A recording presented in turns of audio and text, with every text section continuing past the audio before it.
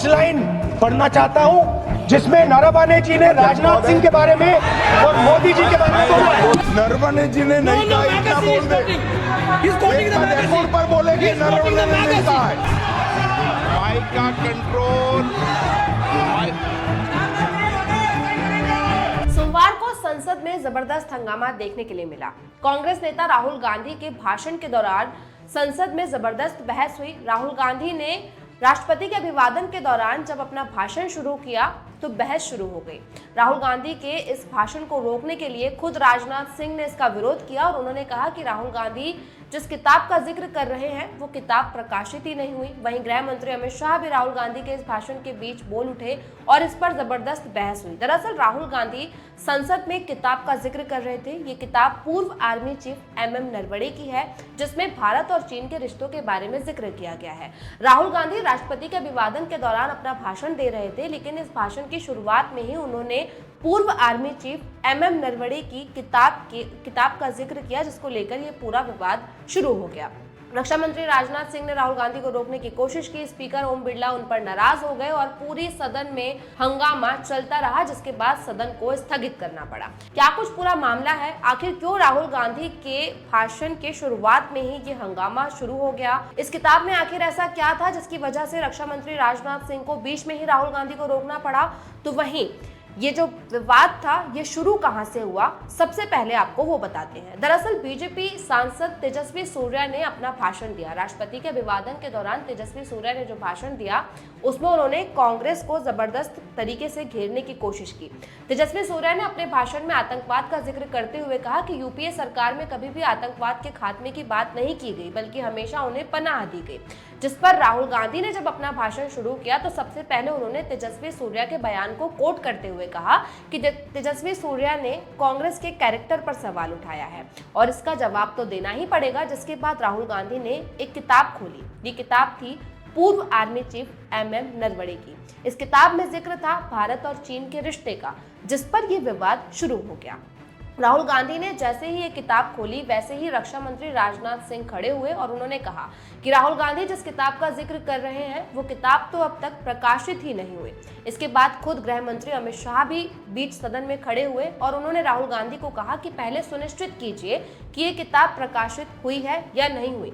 जिस पर राहुल गांधी ने कहा कि इस किताब को बीजेपी ने कभी प्रकाशित होने ही नहीं दिया। जिसके बाद अमित शाह ने कहा कि अब तो राहुल गांधी ने खुद ही बता दिया कि किताब जो है वो प्रकाशित नहीं हुई। और इस पर स्पीकर ओम बिरला ने कहा कि जो किताब प्रकाशित ही नहीं हुई उस किताब का जिक्र आप संसद में नहीं कर सकते। पहली बात तो किसी भी तरह की किताब या पेपर को आप संसद में प्रकाशित नहीं कर सकते, आप सिर्फ राष्ट्रपति के अभिवादन पर बात करेंगे। जिस पर राहुल गांधी नाराज हुए। उन्होंने कहा कि आप ही मुझे बता दीजिए कि आखिर मुझे बोलना क्या है। सदन में राहुल गांधी ने क्या कुछ कहा, रक्षा मंत्री राजनाथ सिंह ने उन्हें किस तरीके से कोट किया और गृह मंत्री अमित शाह भी नाराज हुए। पहले आप ये वीडियो देखिए। स्पीकर सर, ये गारंटीड ऑथेंटिक है।